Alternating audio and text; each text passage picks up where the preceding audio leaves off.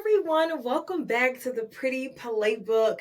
As you know, I am Pretty Girl Diz, and I'm a part of Pretty Girls Love Sports, and I'm bringing this podcast to you.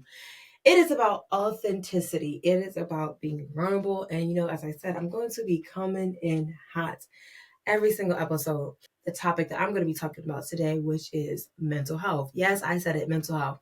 It is so important and so imperative that I talk about mental health every chance that I get. Now, you're probably like, well, who is she and why does she think she can talk about mental health? Well, for one, I'm a person who has went through and struggles with mental health day to day. So I am probably front and foremost the person that knows almost exactly what you may be going through or what you may be feeling. But outside of that, I do have my credentials. Your girl do got her credentials. Okay. I got my bachelor's degree in psychology. My first master's is a minor in psychology, but I've also dedicated 5 years of myself and I was active duty to being a behavioral health technician. So I got hands-on front of the line experience with military medicine and mental health management. So I have the credentials. Okay. I know what I'm talking about. I know how it feels. I have it in my family. Like it's a part of my everyday. So I did get a few questions. I had reached out to some people. I reached out to my followers on all my channels and asked them questions that they may have. And a few of the questions that I did come across were mental health questions.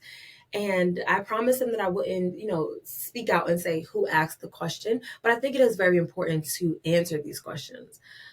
So one of the questions that I received was, how does physical and mental health relate to sports? And for me, it's also within media. So a lot of times I find that in the beginning, I was very afraid to admit that sometimes I have sad thoughts. And it's okay to not be okay. I continuously have to tell myself that every single day. It's okay. And it's also okay to have to take time for yourself, to take care of yourself. And I think that making sure you're at the top physical health is really important because they say when you work out, you start to feel better because you have those endorphins and the serotonin and all those things that are coming into your body when you're at good physical health. And it also can help your mental health. But you also need to talk to someone. It doesn't matter if it's a doctor, a chaplain, even if I do not like saying talk to your friends because to me, I feel like you never know what another person is going through, and your friend should not be your therapist.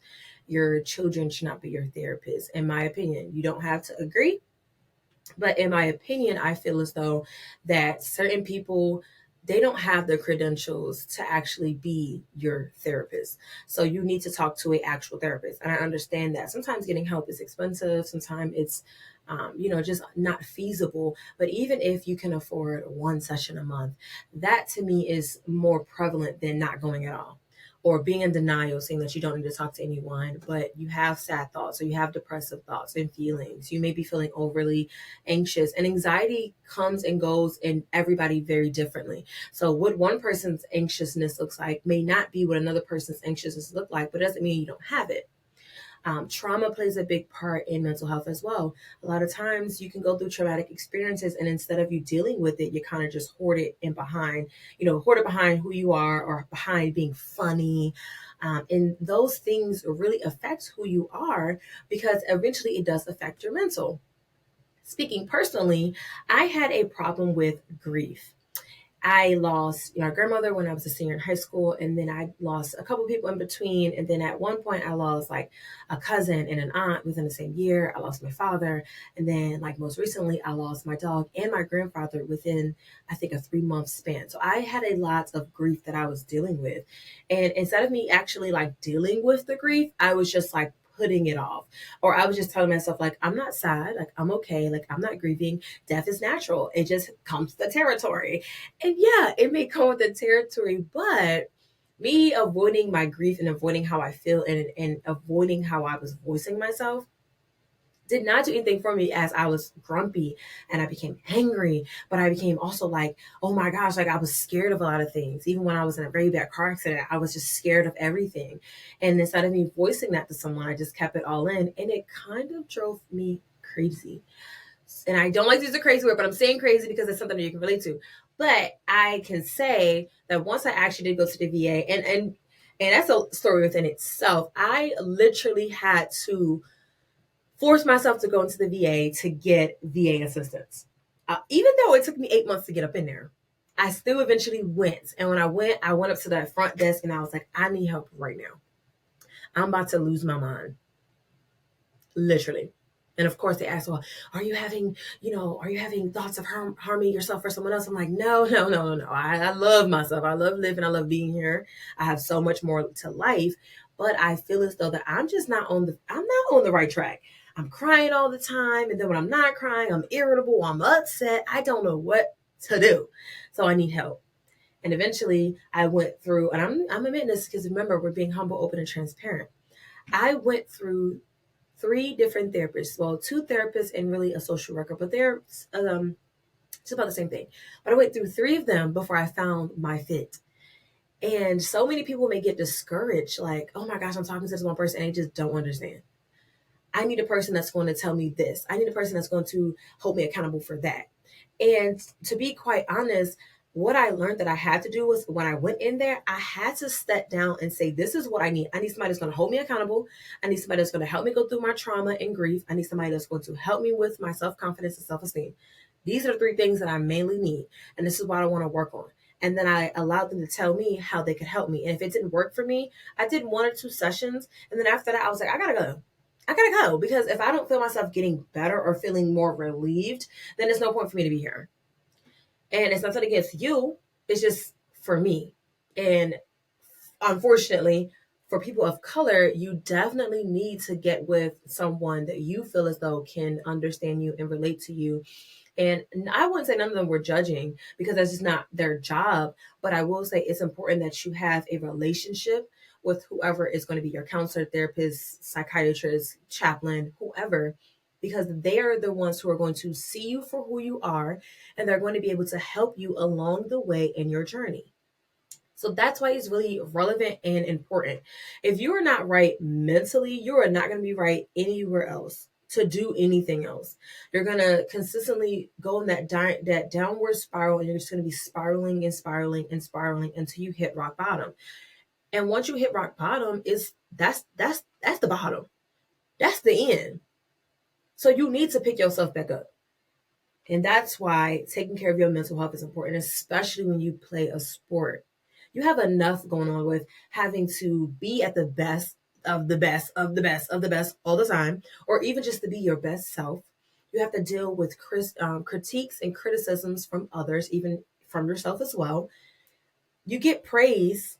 Yeah, you get love and praise, but you still have to know how to deal with that too. So that way you don't let that go to your head and then you become the person that people dislike. You have to deal with team dynamics. You have to deal with social media dynamics. You have to deal with so many different things as an athlete. Like, it's insane. You have to have your mental health in check. And a lot of people don't take that into consideration. You know, I know that when Simone Biles took that time for her mental health, like, she got a lot of praise, but she got even more hate. Okay, people were not understanding, like, oh, you want to take time off, and then they were calling her names and saying that she was weak. And actually, no, getting help and taking a time for your mental health is a strength. It's a strength because not a lot of people are doing it. Not a lot of people can do it, and not a lot of people will do it. So it's a strength. And I love that she changed, well, she began to change the narrative and change the sports world when it came to valuing your mental health and valuing your overall well-being. And as you see, when she took that time out and she got back into her happy place, she probably fell back in love with gymnastics. And then she came out and still held her GOAT status because she was the best that she could be. And this is why it's important, and that is why it is prevalent. So, as you can see, I'm definitely an advocate for mental health. I don't care what you need to do, but you need to be up in it. Just like I think you need to be going to the doctor and get your yearly, annually, 6-month checkups or whatever that may be. You need to do that too, okay? All right, moving on though. In terms of mental health, I'm going to read the question. What are some key habits or routines that contribute to personal growth and or mental health? I can only speak necessarily for myself. So I would say some key habits that I do, as I stated in the last podcast, is that I try to do the gratitude journal, or if I just write out what I'm grateful for. I also like to speak it out loud, because you can say you're grateful for something, but if you're not vocally saying it, then are you really grateful for it? And that's, again, just my opinion. I also like to do positive affirmations. I used to do it on my TikTok page, so I would get on and I would say like 7 to 8 affirmations, and I wanted my followers to do it with me. And maybe I'll get back to it. I didn't always have the best like interaction, but I wasn't doing it for them. I was doing it for me. So I need to get back to doing that. But I really believe that the power that you put behind your words is the power that you get in your life. So if you go around telling yourself you suck, then baby, you're gonna suck. So I stopped saying those words. I even, to the point, like I said before in the last podcast, I'm reiterating some of the things that I said, but saying like my small business, my little media company, my little content, absolutely not. Ain't nothing little about what I'm doing over here. Okay. And replacing the words that have more positive connotations in them really helps you become more positive of a person. Like if you sit around and you tell people like, "Oh my gosh, I'm so happy that I have a career in sports, or I have a career in media," and you continue to tell yourself how happy you are to have these things, then baby, you're going to have those things. So that is 2 key habits that I have, and one routine that I'm going to give you. I like to, if I have the time, to set the mood in my shower. I love to light my candles, and I love to just like kind of set my intentions on the day.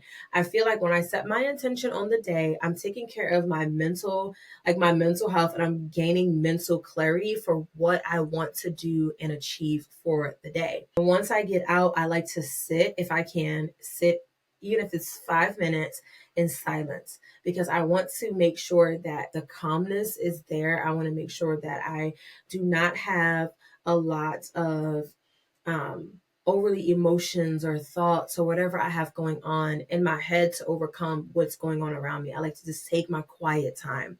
So regardless if it's 2 minutes or 5 minutes, or if I got good time, I'm gonna be sitting there for 30. You know what I'm saying? So I like to take my time, my quiet time, because it kind of centers me. And I feel like that helps me navigate on my mental health, and it allows me to see what I want to do and what I want to get accomplished for today. So that is something that I do. Those are 2 key habits and one routine that I do for personal growth and mental health growth. Now, I'm going to be doing more content with mental health, because I feel like you cannot just have it all in one episode. You cannot just sit here and be like, boom, boom, boom, boom, boom, all this is, then you're going to be mentally happy, or then you're going to have like great mental health. Like that's just not how it works. But I do want to bring awareness to it, because mental health matters, especially in my people. So I do just want to answer one more of the questions that I have, because I think that it's really important to have the question.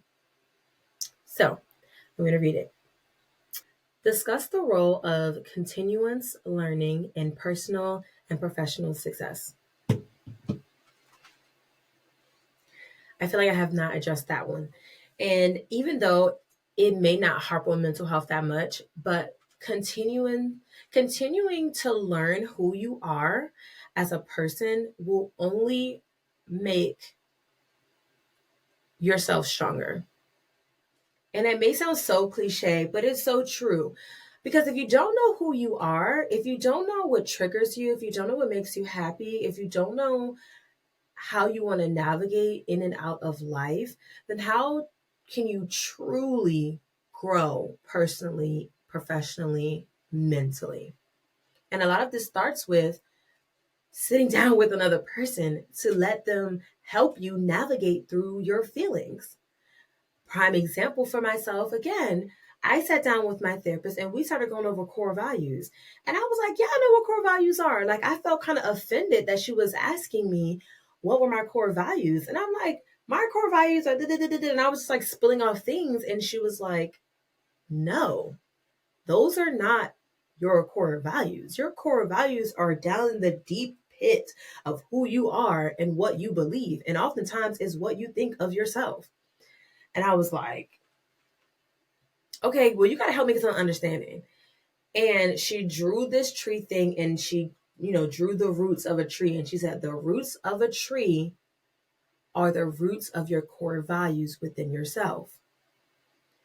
So if you have been trained to believe from a child, from growing up, that you are not capable of doing something, or you're not good enough, or you're not perfect enough. And to be quite frank, nobody is perfect. And even though people say that nobody is perfect, I'm not perfect, people still try to live up to that level of perfect.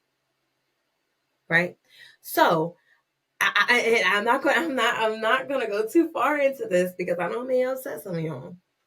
But what I'm saying is, the more you learn about who you are and what you believe about yourself, the better you could be when it's time to grow personally, professionally, and mentally.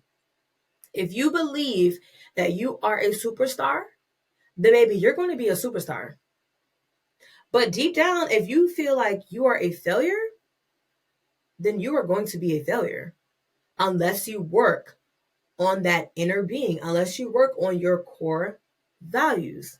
So it's super important, super duper important that you work on yourself. You work on your inner being, you work on your inner core. You strengthen your core, just like you do an exercise.